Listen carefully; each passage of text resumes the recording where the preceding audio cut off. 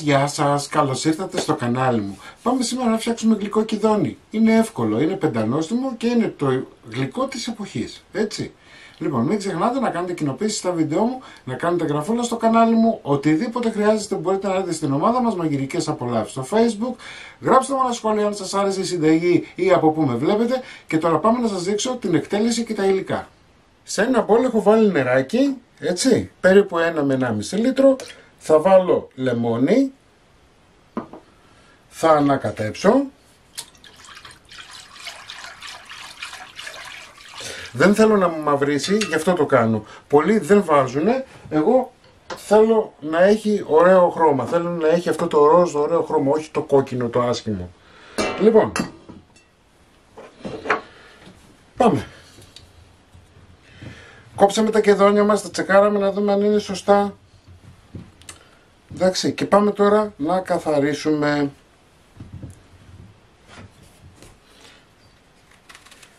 Κόβουμε.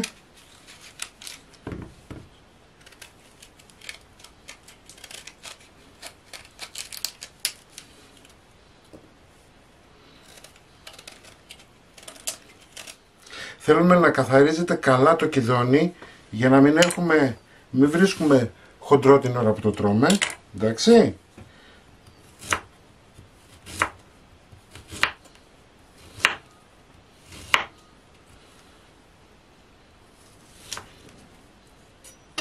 Κόβουμε σε φέτες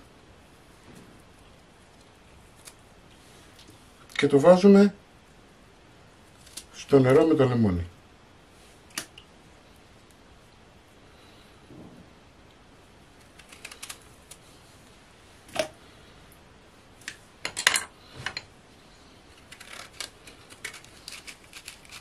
Δεν μας ενδιαφέρει αν μαυρίσει λιγάκι, έτσι, το μαύρισμα αυτό θα δώσει χρώμα μετά.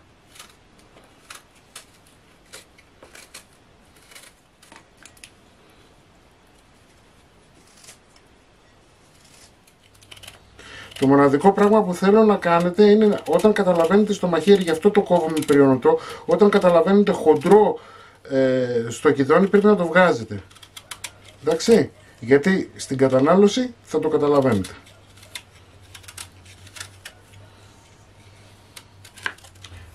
Κόβετε όπως κόβετε τις πατάτες, έτσι, ψιλοκομμένα, τα βάζουμε στο νερό με το λεμόνι. Έτσι πρέπει να τα κόβετε. Εντάξει. Πάμε να κόψω εγώ τώρα τα υπόλοιπα και θα συνεχίσουμε σε λιγάκι. Αφού κόψαμε λοιπόν τα κιδόνια μας, πάμε να τα ζυγίσουμε.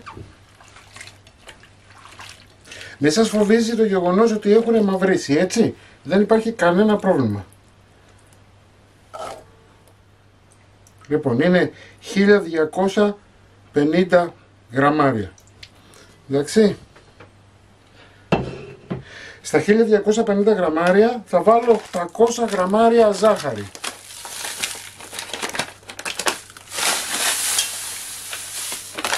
Ωραία. Μια χαρά.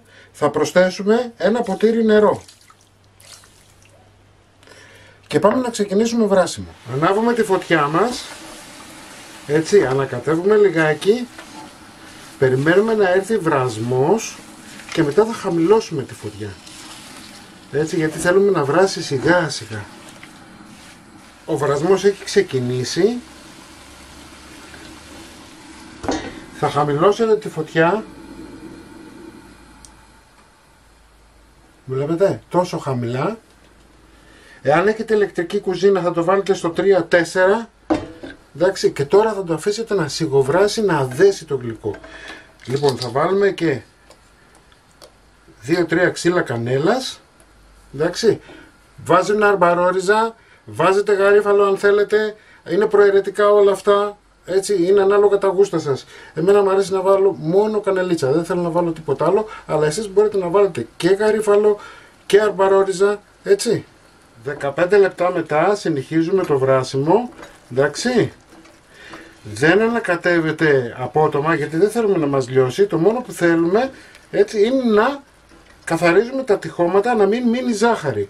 Η ζάχαρη που μπορεί να μείνει στα τυχώματα θα σας ζαχαρώσει το γλυκό. Οπότε αυτό το πράγμα κάνετε. Εντάξει. Λοιπόν, 25 λεπτά μετά σβήνουμε λίγο τη φωτιά μας. Θα πάρουμε λίγο από το σιρόπι, θα το βάλουμε σε ένα πιατάκι και θα το αφήσουμε λιγάκι να κρυώσει. Εντάξει, γιατί δεν μπορούμε να το τσεκάρουμε αλλιώς. Μέχρι να κρυώσει το σιρόπι αυτό, εμείς μπορούμε να συνεχίσουμε το βράσιμο. Έτσι, να βράσει παραπάνω δεν πειράζει, να βράσει λιγότερο μας έχουμε πρόβλημα. Το αφήνουμε να σιγοβράσει και τσεκάρουμε λίγο το σιρόπι. Δεν είναι ρουλό ακόμα, οπότε θέλουμε και άλλο βράσιμο. Βλέπετε. Λοιπόν, είμαστε στα 30 λεπτά, εντάξει, καταλαβαίνουμε όταν είναι έτοιμο από τις μεγάλες φουσκάλες που βγάζει πιο μεγάλες φουσκάλες από ό,τι στην αρχή, έτσι. Θα κάνουμε και μία δοκιμή τώρα, θα πάρουμε λίγο από το σιρόπι, θα το αφήσουμε εδώ πέρα λίγο να κρυώσει.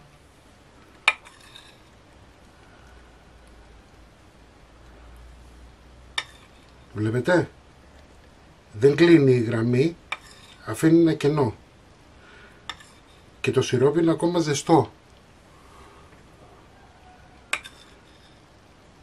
Βλέπετε. Θα βάλουμε 2 σκόνη βανίλια, χυμό από μισό λεμόνι. Εγώ βάζω και λίγο αμύγδαλο φιλέ. Έτσι, δεν θέλω να βάλω ολόκληρο αμύγδαλο. Ανακατεύουμε.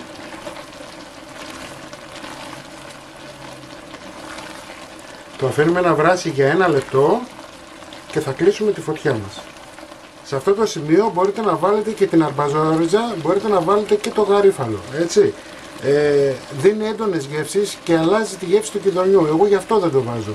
Η βανίλια πιστεύω, η κανέλα και το αμυγδαλάκι είναι μια χαρά για να γίνει το γλυκό μας. Κοιτάξτε πως έχει γυαλίσει τώρα. Λοιπόν, κλείνουμε τη φωτιά μας και αφήνουμε να κρυώσει. Θέλουμε τουλάχιστον 1 με 2 ώρες να κρυώσει καλά. Αφού κρυώσει καλά, θα μεταφέρουμε σε βάζο.